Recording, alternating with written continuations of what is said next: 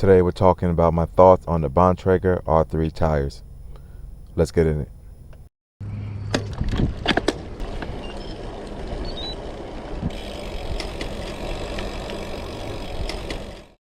What's going on, bikers? Welcome back. I appreciate y'all joining us for this ride. So before we get started, talk about this ride. We're on Beach Drive, which heads into DC from Maryland. Myself and Chris. If you don't know, I'm top left, Chris is top right with our stats. And without further ado, let's talk about this topic. So today we're talking tires. A couple subjects that I want to talk about in regards to that are how I like the tires I ended up upgrading to from my stock tires, the difference in sizes, and why I chose the size that I chose. And also, at the end, I'll kind of tell you why I feel the size I chose is the best tire size to go with. Okay, let's go ahead and get into it. So the tire that I ended up upgrading to was the Bontrager R3 hard case light tubeless tire. And to begin with, these tires replaced the stock R1 tires that came with my Domane. The R1s were a budget level road tire that had a 60 TPI. And for those that don't know or may not know, TPI stands for thread per inch. And this basically means the higher the count, the lighter the tire, and the ride is smoother. The lower the count, the heavier the tire, but it increases durability to punctures. Which means the R1 are slightly heavier, slightly less comfortable, but great for punctures. Now, as far as what I was looking to do, I was looking to upgrade my Domane, its riding experience, and while focusing on the areas that I ride at mainly or the most.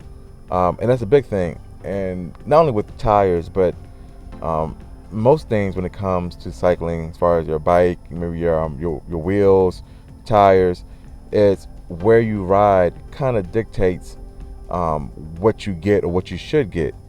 So with that in mind, seeing that 90% of the time I'm on pavement, I decided to go with the R3s, which is Trek's top of the line, quote unquote, everyday tire. And I can instantly tell the difference, the smoothness of the ride and how it picks up speed, holds speeds, which also complements and helps maximize the carbon wheels that are upgraded to. The R3s have a 170 TPI, which, like I was talking about earlier, helps with the weight, with the smoothness of the ride. Going with tubeless has been a painless transition, at least at this point. Anyways, and I really like it. So, which again also helps with the reduction in the weight.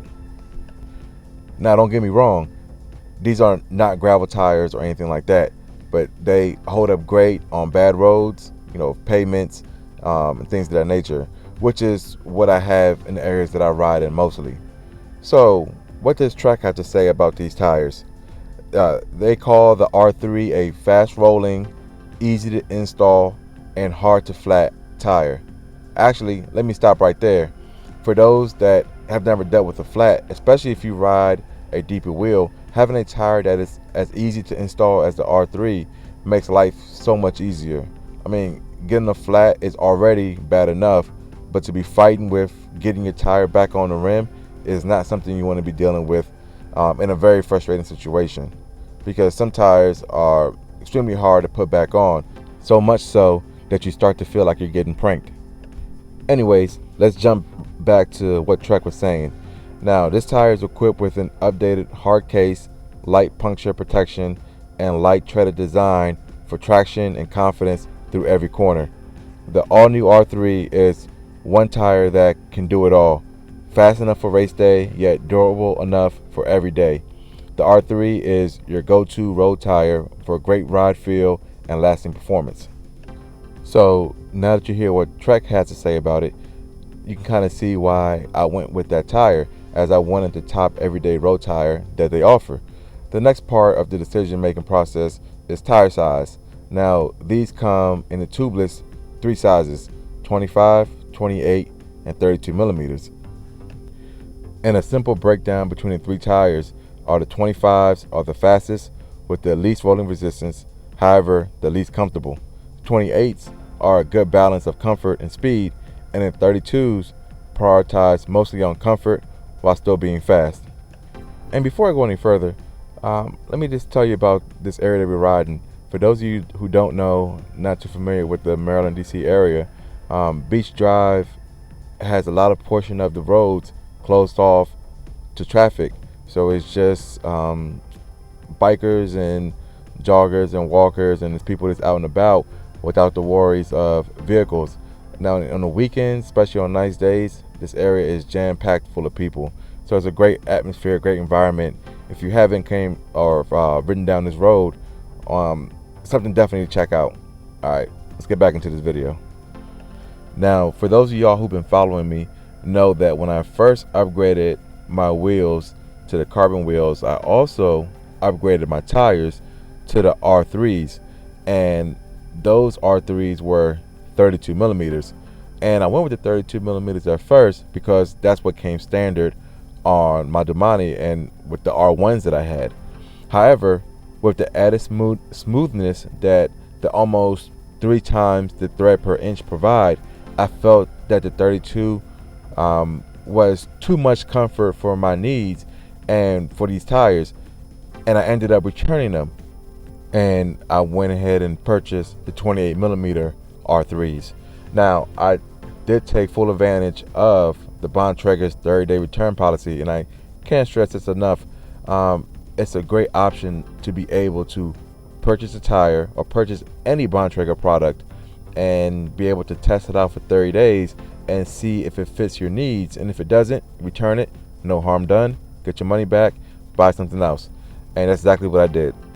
Now, earlier I stated that I would tell you what is the best tire size to go with for the Domane. And the answer, all 3. Again, the tire size, like anything else, is predicated onto what kind of riding you do. Now, for me, look at the road I'm on. It's pretty smooth. This is kind of like the majority of type of riding I do on a regular road, smooth pavement.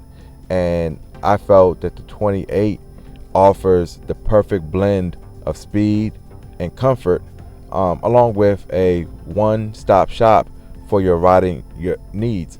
And if you're looking for one tire to get the most bang for your buck, then I recommend the 28, as I feel is the most versatile size. Now, if you're a person who wants to maximize on comfort, speed may not be your #1 priority, and maybe you want to go on areas that are a little bit rougher, maybe a slight off-roading, then the 32s may be perfect for you.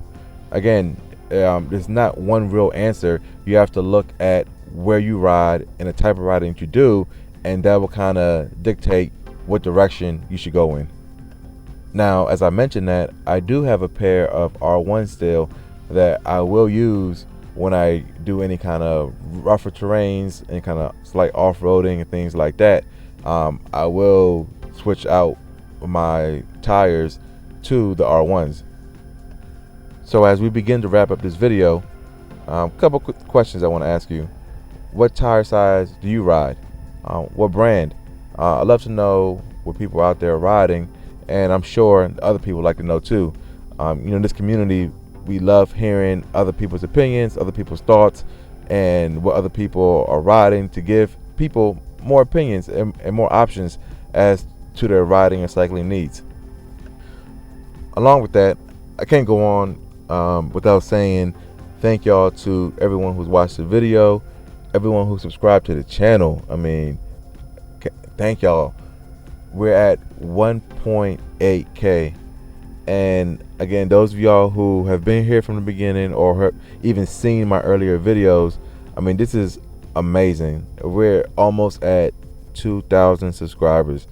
I can't thank y'all enough. It's just amazing. It's been an amazing journey. I can't tell you how much I enjoy not only making videos and expressing my opinions, but hearing your opinions, communicating with y'all, getting different ideas, different tips, and just being a part of this community. So I can't thank y'all enough for that. And with that being said, I mean, if you haven't subscribed, what are we waiting for? Hit that button. Join the party. Don't be stuck out on the code. You're going to miss a lot of good information, a lot of good tips, a lot of fun videos, a lot of fun content. So if you haven't done so, go ahead, take a second, hit the button. Let's keep on rolling, y'all. So with that being said, I'm going to go ahead and wrap up this video. I'm going to let Chris kind of lead us off to the end. And until the next one, I'm going to talk to y'all soon. Keep on riding and be safe, y'all.